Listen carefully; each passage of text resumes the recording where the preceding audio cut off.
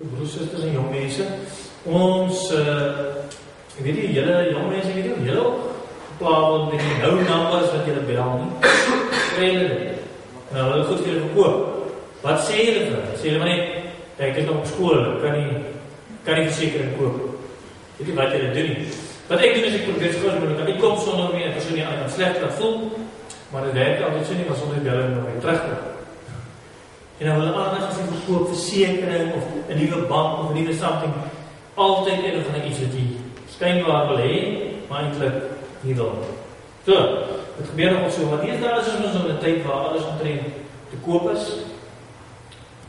Straks en nou sien ek dat, as jy wil hemel toe gaan, moet jy net gaan na hierdie website, reservespotinheaven.com.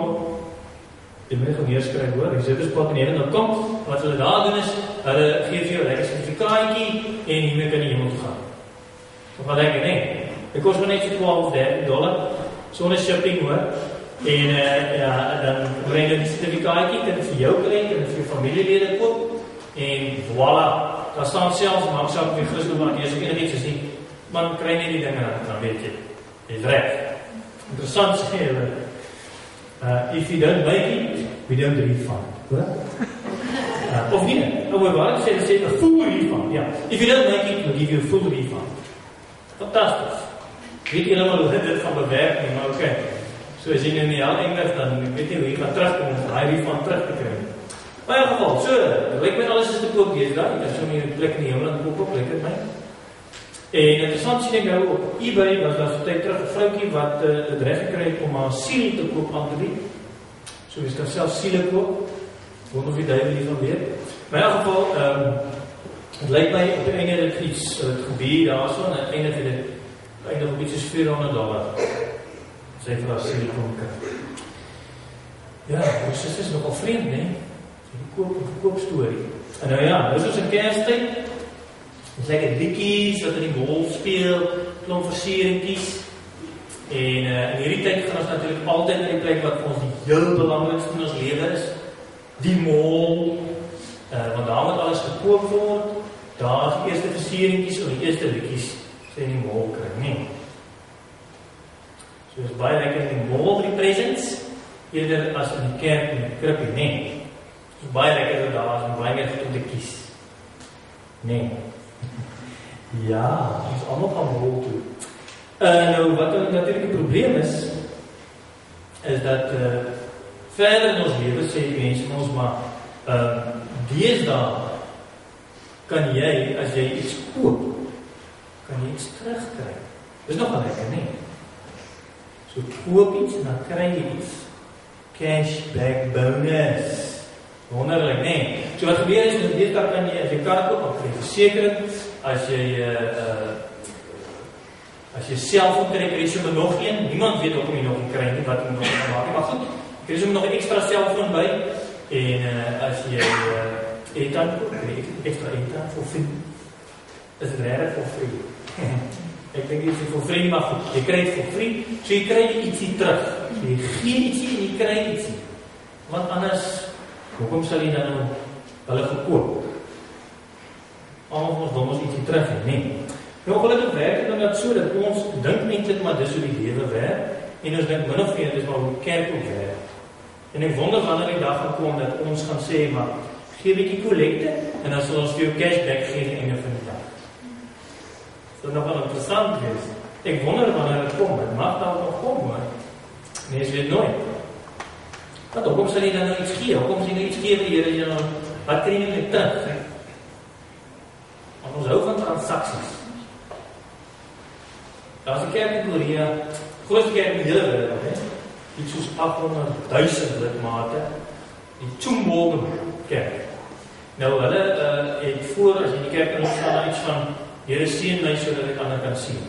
So dit is baie mooi, is baie vroom, soos die gebed van Jahweh, het jy daar van gehoor, Here seën my, bly my grondgebied uit my so, maar eintlik kan dit baie maklik besigheid word, hè? Dit is 'n besigheid, kerk besigheid. Kom, ons sien hier jou, dan jy nog klomp geld gee vir ander, want die Here wil nou vir jou so beskikbaar sien, hè? Dit is die probleem, ons weet nie aan wanneer is dit nog kerk, wanneer is dit besigheid, nee. So wat er gebeur is dat ons self dink, ag maar ek doen nou iets hier by die kerk en ek kry dan ietsie terug. Ek gaan my katekese en so vir baie jare en 'n belydenis aflê en so, en dan kan ek dan weer dominee, ek ken hom dan so min of meer, ek onthou hom so vaak weg, en dan kan ek nog vir hom sê, maar goed, sê jy nou asseblief my trou, nee? Dan moet die trou, en soos my kerk weer belangrik, ons moet dan nog getrou raak in die kerk, ons ouers sê so, en dan wil ons ons babies doop, so dan moet ons ook nog weer kom, en dan so hier, miskien teen die einde van ons lewe, en ons jong, dan seker nog begrawe word ek aan in die kerk, nee? So dan het ons dan ietsie teruggekry vir al ons moeite. Is dit nie so is? Ja. En baie van ons dink, ag maar, kry ek net veel by die kerk, die sal ek hom op die ouene ietsie terugkry, die ewige lewe. Nee. Want ek kan so ietsie uit die transaksie gekry. Is dit hoe die wêreld werk? Is dit hoe ons dink, of is dit hoe die Bybel werk? Ja, dis 'n ander vraag. Nou die politieke manne, hulle doen natuurlik ook hierdie speletjie, hierdie Bybel as besigheidsspeletjie. En wat hulle doen is, hulle sê bijvoorbeeld, soos jy nou in die nuus gesien het, die 3-eenheid gebruik hulle nou vir hulle politieke saakies. En hulle sê so maar, dis soos die 12 disippels en so. Die probleem is, as die Bybel so gebruik, is daar natuurlijk gevare in. Want een van die 3-eenheid is gekruisig, aan 'n kruis gehang en so, en die disippels allemaal weggehardloop. So, jy moet oppas as jy nou al so die Bybel gebruik vir jou stories, nie? En in die verlede, dit is natuurlijk niks niets nie, in die verlede, die vorige politieke partye, het natuurlijk ook gesê, ja goed, maar ons wil ons die mense hê, so ons hou die Bybel so half onder die hand, en so, en dan kan ons ook al die mense ook lekker nooi, en hulle kan ook allemaal van ons stem, en so, nie? So moet die Bybel gedraai en swaai, dat het so half pas by die idee van die wêreld geblik. So dit is niks niets nie. Dit is ou stories. Almal wil die Bybel gebruik. Die probleem met die Bybel gebruik, misbruik op hierdie manier, en selfs die probleem weer dit misbruik hier in die kerk, die dominee moet maar altyd ligloop en nog altyd bly om op te check, nie? Is dat ons dan wins probeer maak in die saak. Ons soek altyd iets terug, nie? Nou wat er gebeur het is, die probleem is dat hier staan in die Bybel, dat hierdie Bybel, hierdie woord van God, is 'n swaard met 2 snykante, wat sny deur gewrigte en murg, en die bedoelings van die hart bloot lê. Dus jy wil gaan speel met hierdie swaard, dan moet jy oppas, want hierdie swaard gaan vir jou sny. Eintlik, as ons reg hoor wat die Bybel van praat, dan moet ons hier ketens oprig, wat sê, hier is ouder ons beperking vir die kerk. Want hier gaan jy seer kry. Hier is gevaar.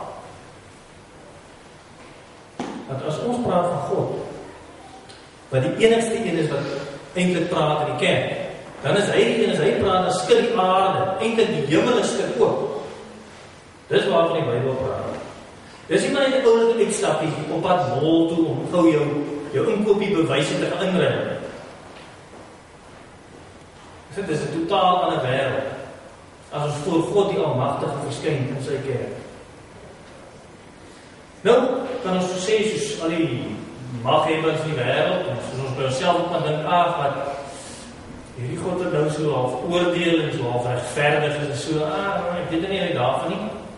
En dan kan ons onsself sê, ja goed, maar wat het dan nou gebeur hier by Kerstyd, toe God nou werklik aarde toe kom, het hy nou kom vreeslike oordeel en iets spreek. Dit klink nie eintlik so nie. Want wat het hy geword? Het 'n klein babietjie geword? Ag, dit is nog so oulik. Wie is nou bang vir 'n babietjie? Ons gaan maar net 'n babietjie. Toe God mens geword. Die probleem is dat die mense in daai tyd het glad nie gedink so koetjie nie. Herodes was bang vir die babietjie. Hier was gevaarlike babietjie. Want Herodes het geweet hierdie babietjie gaan koning raak. Nie enige koning nie. Koning van die konings. Hy gaan nie net groter as Herodes wees nie. Hy gaan groter as al die konings wees. So eintlik in die kerk werk dit so. Of jy nou R1000 in die bank het, die rykste man in die wêreld is, of die president van Amerika is, of jy 'n magtige weermag het. As jy die kerk sit, dan is daar net een wat praat. En net een wie se woord geld. En dis God se woord. Ja, toe stuur ek ons 'n klein seentjie om dit te wys. Nou die probleem is ons as dominees. sukkel maar 'n bietjie om hierdie woorde uit te kry. Want ons wil nou eintlik graag vir julle sê, man, julle gaan baie goed terugkry. Julle gaan hoop persentjies kry, dit gaan julle lekker wees en alles. En ons probeer dit ook nog maar baie lekker maak in die kerk. Maar die probleem is hierdie ene dat die kerk is nie mol. Ek kan nie vir julle 'n produk gee wat vir julle half aanloklik lyk en mooi blinkertjies omsit en sê, woe, dis nou lekker. Want om te sê, God gaan ons oordeel, hy gaan ons sonde straf, hy gaan ons uitwys, daai goed wat waarmee ons onsself vernietig.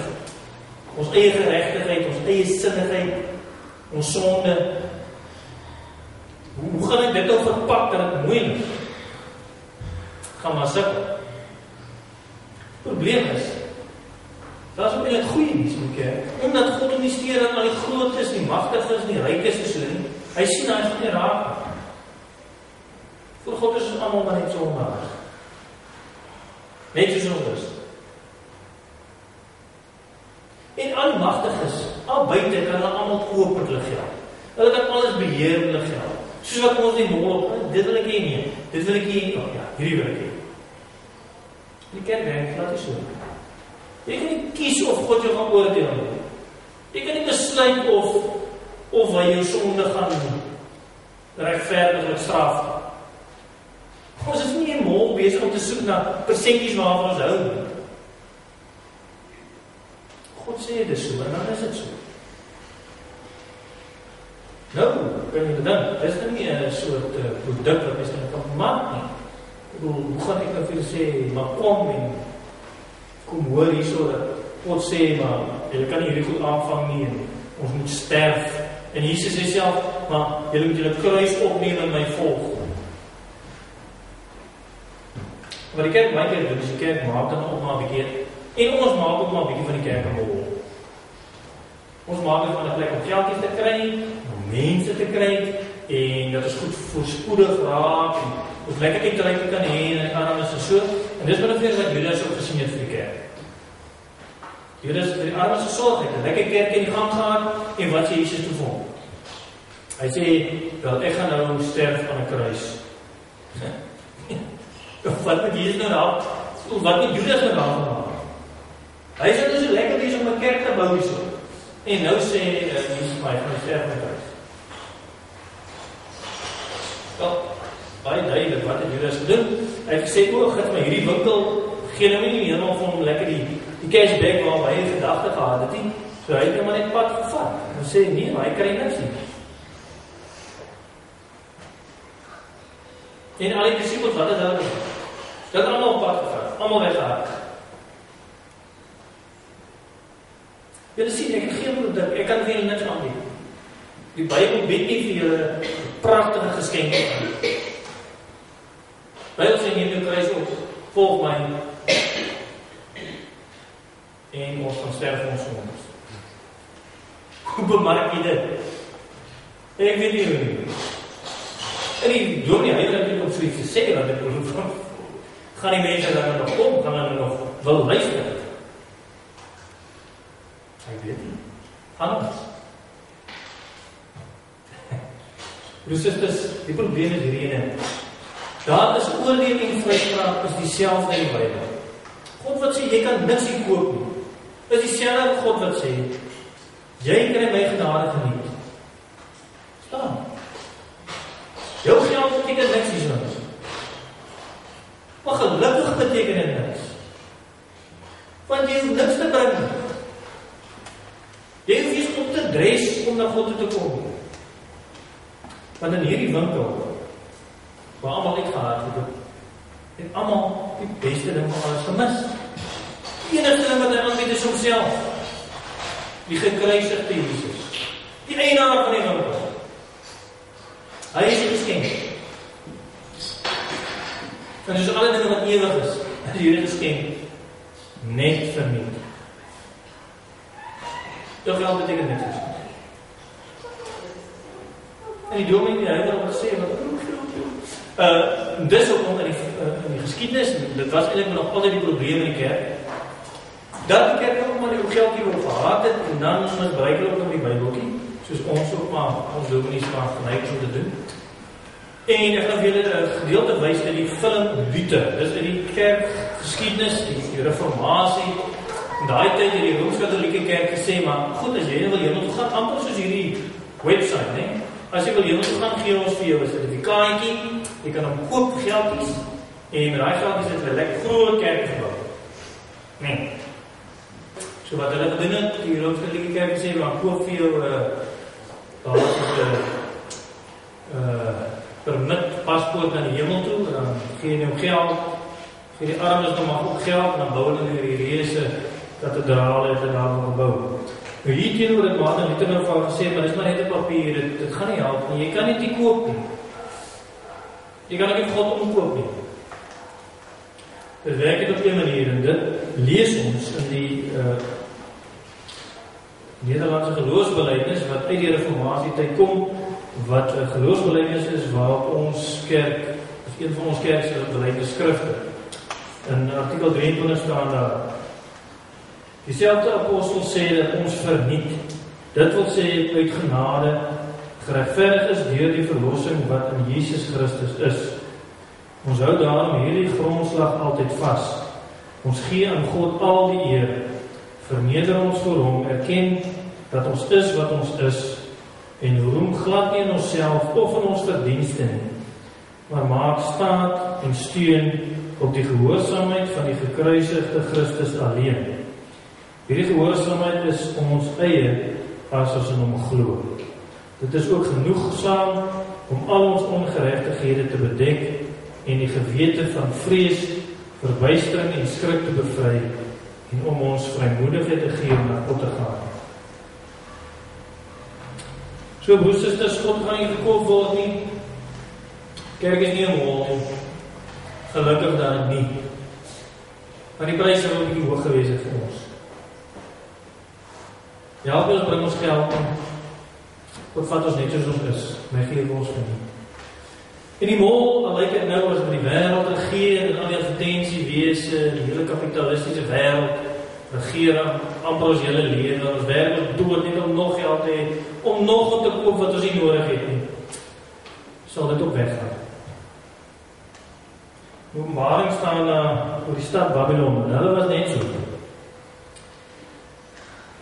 Openbaring 18 sê, die sakemanne van die aarde huil en kerm oor haar, omdat daar niemand meer is om hulle goed te koop nie.